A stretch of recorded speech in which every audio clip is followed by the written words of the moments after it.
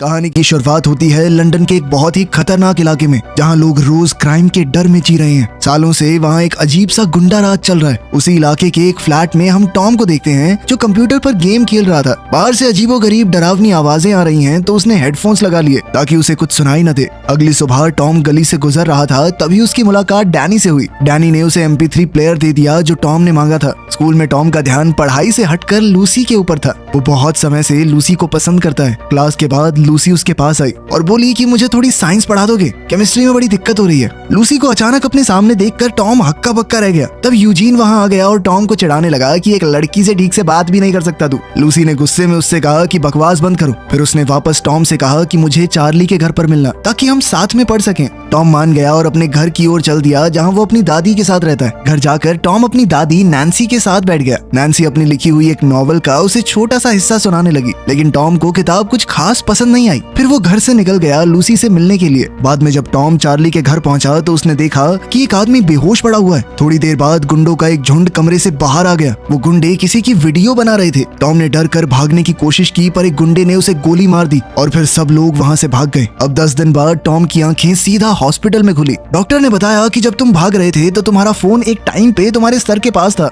और गोली उसी वक्त फोन के लगी, जिसके बाद मोबाइल के कुछ हिस्से तुम्हारे सर में घुस गए, लेकिन ज्यादा नुकसान नहीं हुआ। डॉक्टर ने कहा कि अगर कोई अजीब चीज महसूस हो तो बता देना। तभी टॉम ने लूसी के बारे में पूछा कि वो ठीक है, जिस पर नैन्सी ने बताया कि लूसी तो ठीक होकर डिस्चार्ज भी हो गई। टैक्सी में जाते वक्त ड्राइवर टॉम को अजीब सी तरह से देख रहा था। इस बात से टॉम थोड़ा चिढ़ गया। जब उसने चलते हुए मीटर की तरफ देखा तो कुछ अजीब सा एहसास हुआ। फिर वो दोबारा से बेहोश हो गया और जब होश में आया तो अपने बेड पर पड़ा था। सुबह नैन्सी को टॉम की चोट थोड़ी ठीक लग रही थी। उसने कहा कि बेटा लूसी से भी मिलाओ तुम। टॉम कुछ फूल लेकर लूसी के घर गया। लूसी के भाई बेन ने उसे देखा तो अंदर भेज दिया। उन दोनों के बीच बातचीत शुरू हुई और टॉम ने माफी मांगी कि जब वो लोग तुम्हारे ऊपर हमला कर रहे थे तो मैं वहाँ से भाग गया, लेकिन लूसी ने कहा कि कोई भी होता वो यही करता, अकेले निहत्थे तुम क्या ही कर लेते उनका। लेकिन फिर भी टॉम को लूसी को ना बचा पाने का पछतावा था। जब टॉम वहाँ से निकल रहा था तो उसे सभी बिजली से चलने वाली चीजों की आवाजें आने लगी। उसे लोगों की फोन कॉल्स तक सुनाई दे रही थी। उसका अजीब सा उल्टी जैसा मन हो गया। घर जाते जाते उसे हर एक इलेक्ट्रिक डिवाइस के ऊपर एक अजीब सा इंटरफेस दिखने लगा। तभी अचानक उसे फिर से उल्टी आने लगी और वो बेहोश हो गया। बेहोशी की हालत में अचानक उसे यूजीन का सेल फोन दिखाई देने लगा और उसे एहसास हुआ कि हमला करने वाले गुंडों में से एक यूजीन था। टॉम ने इस बारे में डैनी को बताया, लेकिन डैनी को उसकी बात पर यकीन नहीं हुआ। स्कूल में टॉम ने जब फिर से यूजीन को देखा तो वो उसके फोन के मैसेजेस पढ़ पा रहा था। अब उसे पूरी तरह यकीन हो गया कि उसे बिल्कुल सही लग रहा था। यूजीन इस वक्त लूसी के साथ जो हुआ उसी बारे में बात कर रहा था। अब टॉम को उस पर बहुत गुस्सा आया और उसने अपनी नई शक्तियों का इस्तेमाल करके बदला लेने का फैसला किया। उसने अपनी ताकत से गुस्से में यूजीन का फोन तोड़ दिया। इसके बाद टॉम डैनी के साथ रात को एक पार्टी में गया। पार्टी में वो एक सोफे पर बैठकर सब कुछ देखने लगा। उसने वहाँ बैठे बैठे सबके फोनों में झांक कर देखा और समझ गया कि कौन है जिन्होंने लूसी पर हमला किया था। सब कुछ पता चलने पर टॉम को बहुत ज्यादा गुस्सा आया। वो गुस्से में यूजीन की तरफ बढ़ा। उन दोनों की लड़ाई होने ही वाली थी, लेकिन डैनी ने थोड़ा बीच बचाव किया और फिर टॉम को वहाँ से ले गया।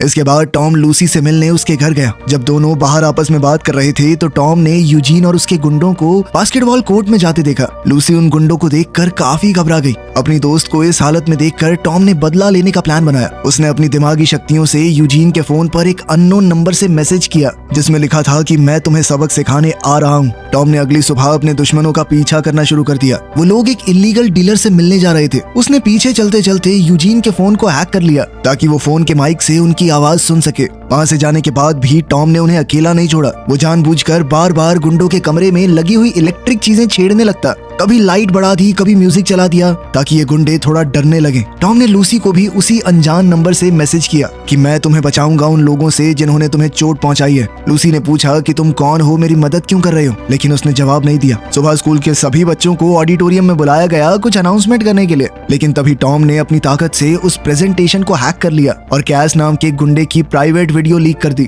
वो वीडियो देखकर सब लोग जोर जोर से हंसने लगे, जबकि कैस शर्म के मारे वहाँ से चला गया। टॉम ने ये सारी बात जाकर लूसी को बताई। लूसी ये जानना चाहती थी कि आखिर ये सब किया किसने। टॉम रेडियो पर गाने चलाने के लिए आगे बढ़ा। तभी लूसी ने पीछे से उसी अनजान नंबर को मैसेज भेजा कि तुमने ही ये सब किया है ना। टॉम अपने दिमाग से ही मैसेज भेज सकता था, तो वो रेडियो को एडजस्ट करते हुए सभी मैसेजेस के जवाब देने लगा। टॉम ने लूसी से पूछा कि तुम्हारे ऊपर हमला क्यों हुआ था। लूसी ने बताया कि वो लोग मेरे भाई को गैंग में शामिल करना चाहते हैं, और जब उसने मना कर दिया तो गुंडों ने कहा कि हम तेरे परिवार के किसी आदमी पर हमला करेंगे। उन्होंने मौका देखकर लूसी को ही अपना शिकार बनाया। फिर लूसी ने पूछा कि ये तो बताओ तुम हो कौन, जिस पर टॉम ने लिख दिया कि मुझे तुम आई बॉय बुला सकती हो। कुछ दिन बाद टॉम और लूसी रात में घर की तरफ जा रहे थे, तब यूजीन और उसकी गैंग ने उन्हें रोक दिया। वो लोग मिलकर लूसी का मजाक उड़ाने लगे और ये अननोन नंबर से मैसेजेस कौन भेज रहा है ये जानने के लिए यूजीन ने टॉम को पकड़ लिया और उससे पूछा कि सच सच बता, तू ही भेज रहा है ना ये सब। तभी अचानक टॉम ने अपने दिमाग से उनके फोन पर मैसेज भेजा, अब एक गलत आदमी को पकड़ रहा है छोटे।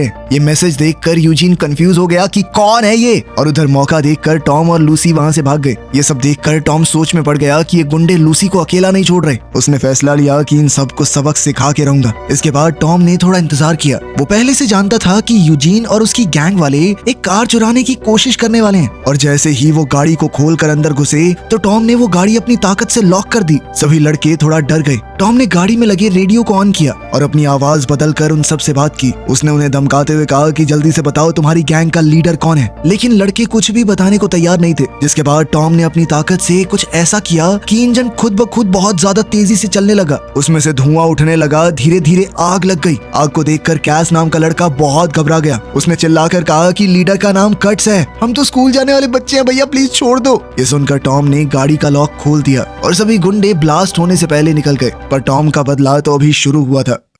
अब टॉम ने अपनी ताकत का इस्तेमाल करके कट्स का पूरा एड्रेस निकाला, लेकिन वो ये नहीं जानता कि उसका खास दोस्त डैनी भी उसी गैंग का मेंबर है। कट्स अपने कुछ साथियों के साथ टीवी देख रहा था। अचानक उसी की गाड़ी की रिकॉर्डिंग आ गई। टॉम ने उसकी गाड़ी खोलकर उसमें पेशाब कर दिया था। ये देखते ही कट्स गुस्से में अपनी गाड़ी की तरफ भागा। गुंडों के फ्लैट से निकलते ही टॉम वहां घुस गया और उसने घर में मौजूद सारे इलेक्ट्रॉनिक डिवाइसेस खराब कर दिए। साथ ही कट्स ने जो ड्रग्स वहां छुपाए हुए थे वो भी वो ले गया। जब कट्स वापस आया तो उसने देखा कि उसका पूरा घर तबाह हो रखा था, और ये देखकर कि उसका माल भी